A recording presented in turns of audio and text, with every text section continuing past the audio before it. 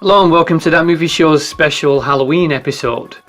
On today's show I'm going to be discussing a review of John Carpenter's Halloween as requested by the good people of Twitter, and I'm also going to be giving you a quick rundown of my favourite scary movies to watch on Halloween. John Carpenter's Halloween is pretty much a legend in horror circles because it is a movie that started a whole trend of slasher movies. Now it's true they did exist before John Carpenter's Halloween, but he popularised a lot of the techniques and the general idea behind the slasher movie, so I really feel like it's a good place to start for a Halloween episode with John Carpenter's Halloween. So we'll move on to the first section of our review, which is talking all about the visuals. One thing I noticed when recently rewatching Halloween for this episode was I was taken aback by just how much I enjoyed John Carpenter's shooting and editing style. I enjoyed John Carpenter's filmmaking style because he uses a lot of slow tracking shots, a lot of wide shots and quite long shot lengths. In fact, the cuts per scene is quite low, especially by modern standards, and I really enjoyed that aspect of John Carpenter's movies. Something that ties into this is that John Carpenter often has slow, long tracking shots which follow very few characters, maybe one or two, sometimes three. But that's usually the maximum amount of characters that we have on screen at any one given time. And I think he does this on purpose. This is done to give the viewer a feeling of isolation. Like this is a small, sleepy town of Haddonfield, but there are people living here, but we never see them, and I think John Carpenter does this to really isolate the characters and by extension the audience too. What I think John Carpenter did really well was he actually shot most of this at night, and he uses shadows to great effect, managing to keep a lot of things obscured from the camera using lighting techniques or using shot styles. And this is good because it plays on our fear of the unknown, it plays on our fear of the dark, and it plays on the idea that we don't know what's just out of shot, so that makes it a bit more scary. It really ramps up the fear factor.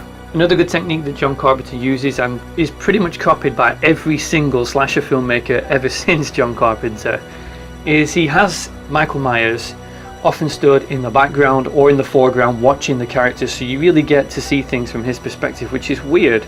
You don't really want to see things from a serial killer's perspective, but it really does create this feeling of intimidation and this horrible idea of being watched at all times but without actually knowing it.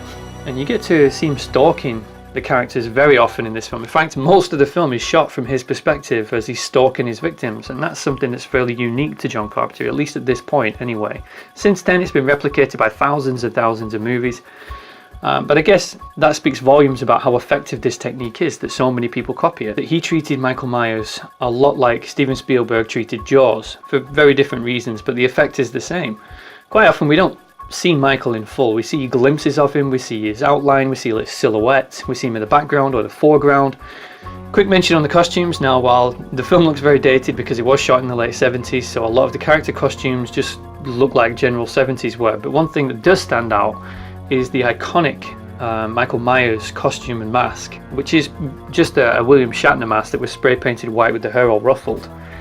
It's a genius piece of costume design because you actually get to project your own fears onto that, because it is basically just a blank hollow canvas. Well, as you never see his eyes. You see his face once in the movie, you never see his eyes while he's wearing the mask, and that gives you this idea of a hollow shell, an unfeeling monster that's stalking you. The only one downside is, again, because it was cheap and it was filmed mostly at night, some of the scenes are a bit too dark.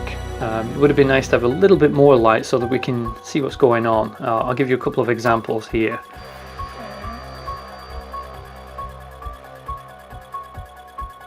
The idea of having Michael in the foreground and the background is a great way to stalk and intimidate both the characters and the audience. And the trick that John Carpenter uses a few times of slowly panning past the window and seeing Michael stood in the background, and then as the character walks back again he's gone, is a cliche technique these days, but this was a great technique back in the time when he did this. In fact, I don't know if he was the first person to do it, but he's definitely the person that made it popular. Overall, I really enjoyed the visuals for this film. I was struck by just how much I enjoyed his shooting and editing style whilst watching this. So I'm going to give this a 9 out of 10 because I really feel like this is a quality piece of filmmaking using a lot of classic filmmaking techniques, but at the same time keeping things quite fresh and unexpected. So section 2 is all about the audio. This is probably the strongest category for this film, just because John Carpenter did such an amazing score for this film that the score itself is almost the character in the movie. It quite often drives the plot, it increases tension, And John Carpenter uses his score to very good effect. It's a great piece of original score making, and done for so cheap with so few instruments. You know, I don't even know if he used any instruments, or just one piano. But throughout the film, he uses basically 3 key pieces of music, which I'm going to refer to as the Suspicion theme, which you can hear playing right now, which happens whenever Jamie Lee Curtis gets a bit suspicious of events that are going on and she takes a look around. This is the theme that plays. We have the scare theme, which is this, which happens usually whenever there's some sort of jump scare. And we also have the panic theme, which is the best piece of music in the whole film, as well as the main theme. But the panic theme is the one I want to focus on, because this piece of music, holy fucking shit, this is panic-inducing music, you know, and you feel fear from the characters because of the music. Like I said, it's almost like a character. The music plays such a strong part in this film. If any film relied on its score heavily, then this is that film. Without this score, it doesn't have the same terror factor that it does with it. The other thing I wanted to mention was you can hear Michael Myers breathing during the scene. It's really fucking creepy having deep and heavy breathing over the scenes, and it's done incredibly well. It often gives an unnerving feel whenever he does this. The last thing I want to talk about in the audio is John Carpenter is great at using audio misdirection in this movie. One thing he does really well is he sets up a scene, he has one of his themes playing, usually the Suspicion theme or the main theme, and you think something's going to happen, and you wait and you wait and you wait for a scare that actually never comes, so you get misdirected. And then at other times he has scenes where there's no music at all and there is a quick scare. I was going to give this film 10 out of 10 for audio until I watched it yesterday to prepare for this review, and I realised that the audio is actually, the main theme is actually a tiny bit overused. Maybe to budget restraints, but either way I'm going to take a deductive point because of that and give it a 9 out of 10 for audio. Performances. It's kind of a weak area for this film in truth. We'll come to Jamie Lee Curtis last, and we'll do what I usually do and I'll run through the weaker performances first. The supporting characters are not very good performers at all. Quite often they come across at 2 ends of the spectrum. They're either incredibly wooden or they're insanely over the top, and it kind of pulls you out and ruins the suspension of disbelief for a moment. They all do pretty well in their death scenes, strangely. It's the scenes when they're carrying a normal character and they're just using everyday dialogue that they seem to struggle with, which is odd. Donald Pleasence is a bit hit and miss for me. Most of the time, in fact probably about 70% of the time, he's actually very, very good. He doesn't go too over the top, he downplays it quite a bit, and he's got quite a subdued performance, and it brings a gravitas to the movie. But then there's other times like this. He's gone from here. The evil is gone. When he goes way too over the top and it's very cheesy. So I can't say that he's a strong. He's a good performer in this film, but not a strong one. The 2 best performers in this film, I'll leave Jamie Lee Curtis till last, and she's the strongest performer in the film. Nick Castle, who plays Michael Myers. I think it's interesting that actually in the script, you look at the script and he's not referred to as Michael when he's wearing the mask, and when he's stalking the people at the end, he's actually referred to as The Shape. And Nick Castle plays that aspect really, really well. He's just this unfeeling, relentless, unstoppable monster that stalks people, and he is the personification of every fear that you have. And he does this performance really, really well. He does a very creepy, very intimidating performance. And one nice touch that I like about his, he sometimes has Michael Myers stand there and just admire his own kills for a second. That is some creepy fucking shit. I don't know who came up with that idea, but maybe they need to have a psych evaluation.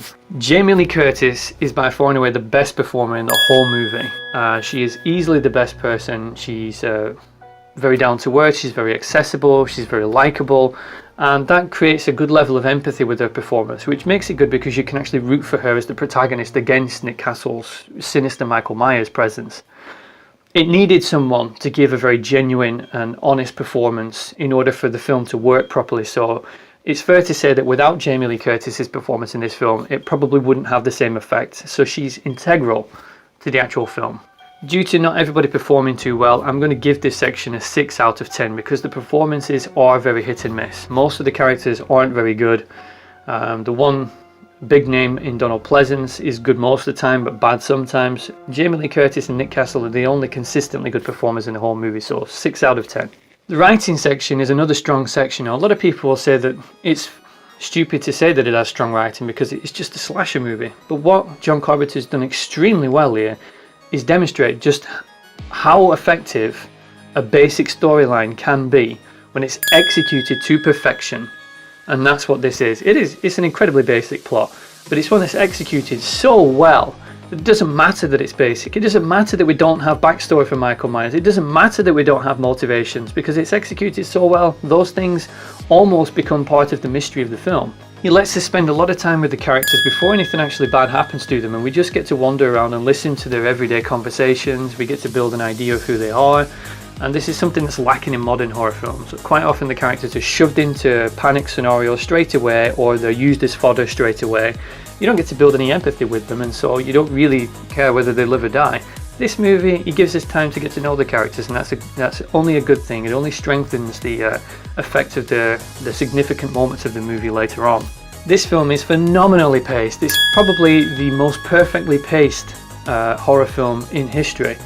It has a good hook at the start with young Michael murdering his sister, and then the pace slowly builds and builds and builds and intensifies over the course of the film until you get the final 10 to 15 insane panic-stricken minutes where the fear factor and the intensity is ramped up right up to 11. Horror films have to be paced a bit differently, and John Carpenter nails the shit out of the pacing in this film. It's perfect. The bad parts about the writing section is the dialogue is very dated. It's very 1970s, and I can't really blame John Carpenter for that. It must be hard to write dialogue, especially when this was common dialogue for the time, but the dialogue is very hokey in places, like my use of the word hokey.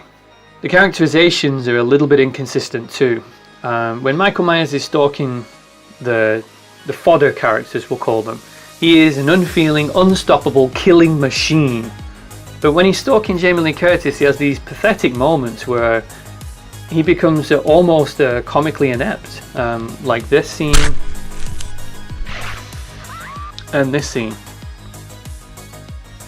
These are prime examples of how he becomes almost a comedic character, and I really feel like perhaps they could have written those parts a little bit differently to make it so that rather than him fucking up the chase, Jamie Lee Curtis evades him, because the way it's shot and written as it is makes it look like Michael Myers is incompetent, when it would have been much better and stronger for both characters if Jamie Lee Curtis had outwitted him rather than just got lucky because he's an idiot. In general, I like the writing for this film, and I think they did a very good job. Due to the aforementioned reasons, I am only going to give it 7.5 out of 10 for this section. That concludes the technical portions of this review, and we'll move on to enjoyment. I thoroughly enjoyed watching this film. I was really glad that the Twitter poll gave me this film. At first, I wasn't too keen to do it because I've seen it so many times, and I really wanted to do The Thing instead. But after watching it again, I forgot just how much fun this film is. It's got scares, it's got intensity, it's got excitement. It has the most insane panic-filled score of any movie I've ever seen. That on its own is a reason to watch this film. For that reason, I am going to give this film 10 out of 10 for enjoyment. I really don't think I could get bored of watching this film. It's so good and it's so well paced. That concludes my review of John Carpenter's Halloween. A couple of other notable movies to watch this Halloween. So for supernatural horror movies, you can't really go better than Poltergeist. This is the original supernatural horror film for me. Some people will say The Exorcist, but I've never really been a fan. Poltergeist does everything far better. It has likable characters, it has great story writing, it has excellent pacing, and it has outstanding scares. For slasher movies, obviously I'm going to recommend Halloween because I just gave it 10 out of 10, so that's my slasher movie recommendation.